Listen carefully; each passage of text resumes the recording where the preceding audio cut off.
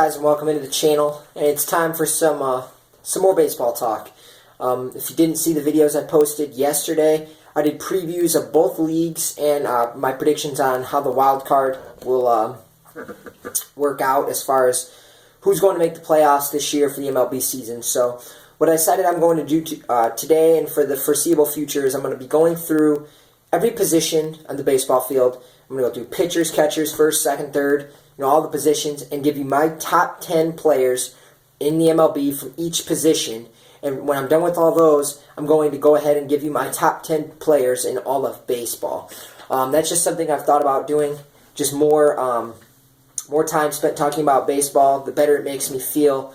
And we only got about 6 more weeks to the MLB season starts, so I'm just trying to fill the time with as much baseball talk as possible. So today we're going to be starting out with the pitchers, and what I decided to do, like I said, was go through all the MLB and make my list of the top 10 pitchers in Major League Baseball.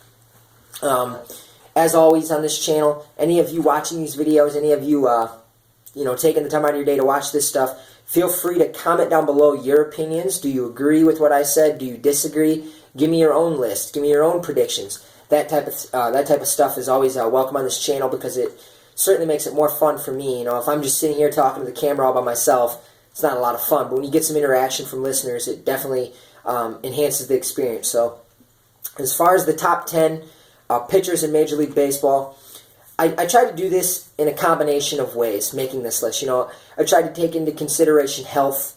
I try to take into consideration what they are going to be doing this season, because you got guys that maybe had good years last year, but maybe you feel like they're 34, 35, they're going to be going on the downward side of their careers here soon. That's something I always try to take into consideration with fantasy and things of this nature.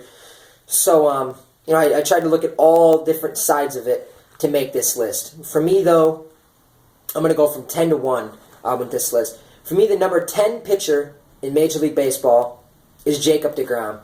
Jacob deGrom is obviously the number 2, I would say, on the New York Mets.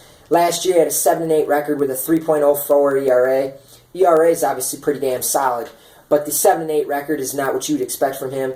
Obviously, with the ERA being what it was, it shows you that there was a problem offensively when he was on the mound. But he also had some injuries and missed the end of the season, wasn't available.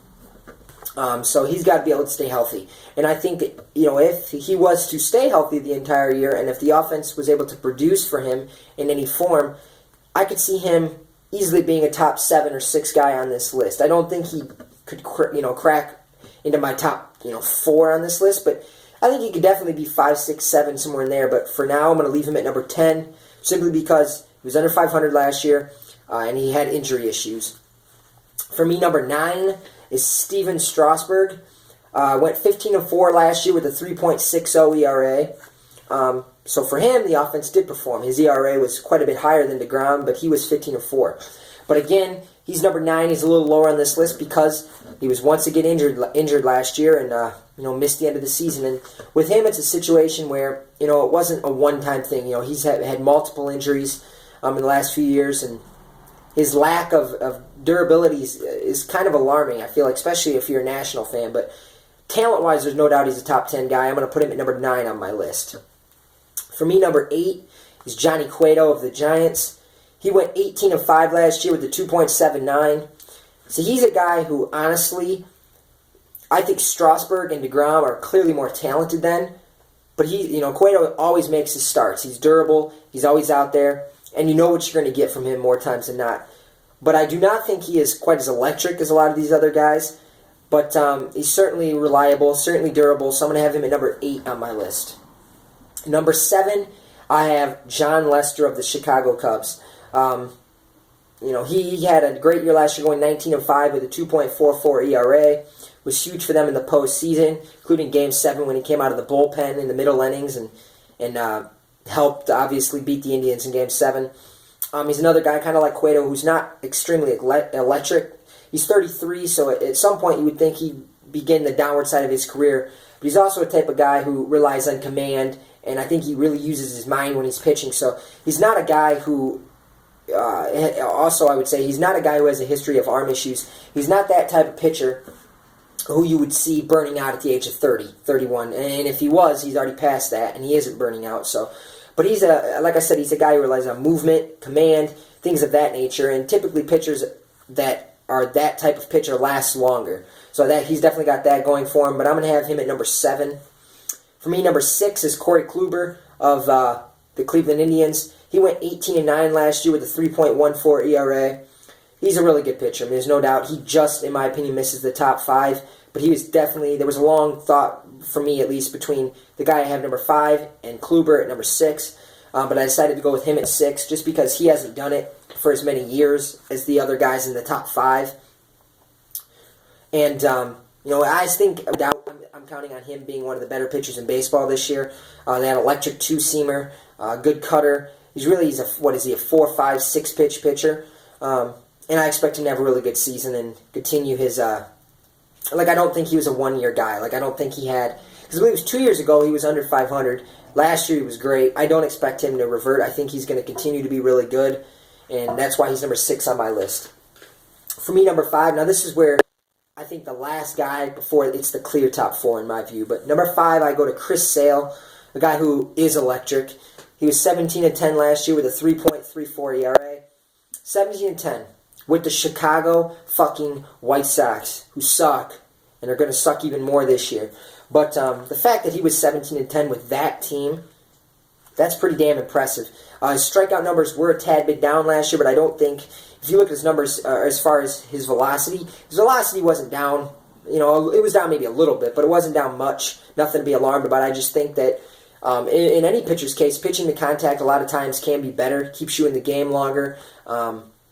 And it's probably all overall better for your arm. He still had really good strikeout numbers, though, but going to Boston with that offense over there, I expect him, if he went 17-10 with the White Sox, you would think he's certainly a candidate for a 20-game winner there in Boston. But he comes in at number 5 for me, and thank God he's not on the White Sox anymore. What the fuck? All right, number 4 for me is Madison Bumgarner, a guy who went 15-9 last year with a 2.74 ERA. Unbelievable postseason pitcher. That's always talked about with him, but he's also a really good regular season pitcher. Consistent, and he's a guy who is only 27 years old. It feels like he's been around for a long time, but he's right in the prime of his career. I expect a big year from him. He comes at number 4 on my list. Number 3, and this guy I wanted to put at number 2. I think out of all MLB pitchers, this is the guy I'm the biggest fan of. I just hope and pray he remains healthy. And it's Noah Syndergaard of the Mets. He went 14-9 last year with a 2.60 ERA. Electric. Absolutely electric. And from what I've heard, he's been trying to put on even more muscle this offseason so he could throw the ball harder. And that's a scary thought. He's a guy who averages 100 with his fastball nearly. He's a starter who has the repertoire of a reliever to some degree. But this guy, out of all pitchers in baseball, even the guys I have ahead of him, I'm the biggest fan of him, and I think he has the brightest future because he's only 24. But Syndergaard comes in at number 3. I expect him to battle my guys at 1 and 2 for the best pitcher in baseball this year. I think this is the year where he really takes an elite step forward. For me, number 2 is Max Scherzer, 20-7 with a 2.96. Still extremely dominant, strikes out more guys than anyone in baseball. But he is, 31, 32, somewhere in there. So you think at some point he might hit a wall, but I've seen no signs of it, so I'm going to say, again, he's great this year. I don't know if he'll win 20 games again, but I expect him to be right there in the top 2 or 3 in all of baseball and strikeouts. Probably flirt or get at least a no-hitter or 2 this year. He's damn good. And number 1, to no one's surprise, is Clayton Kershaw, 12-4 with the 1.69 last year. Injuries, kept him from having the type of season I think he would have liked to have had because he was only able to make, I believe it was 21 starts. So it costed him 10, 11 starts last year. If he stays healthy, he's the best pitcher in baseball. He'll win, 18 to 20-something games if he's healthy. And even when he wasn't healthy, when he was pitching last year, he was the best pitcher in baseball. I expect him to be that again. And that's my 1 through 10. If you didn't notice, 8 of my 10 were National League pitchers. Some of that's due to the National League lineups being weaker, but I think just all in all, there's more aces in the National League. But that's my 1 through 10. Comment down below if you agree. If you don't agree with certain guys, let me know who you would put in instead. But yeah, thanks for checking in, guys. Subscribe, like the video. I'll be back for more, so if you want to check into the channel in the next couple days, there'll be more content put up there. I think tomorrow I'm going to go ahead and do catchers, and then go to first base, and so on and so forth. But thanks for checking in, guys. Only about 40-something days till the season gets underway. Thanks for checking in, guys. I'm out.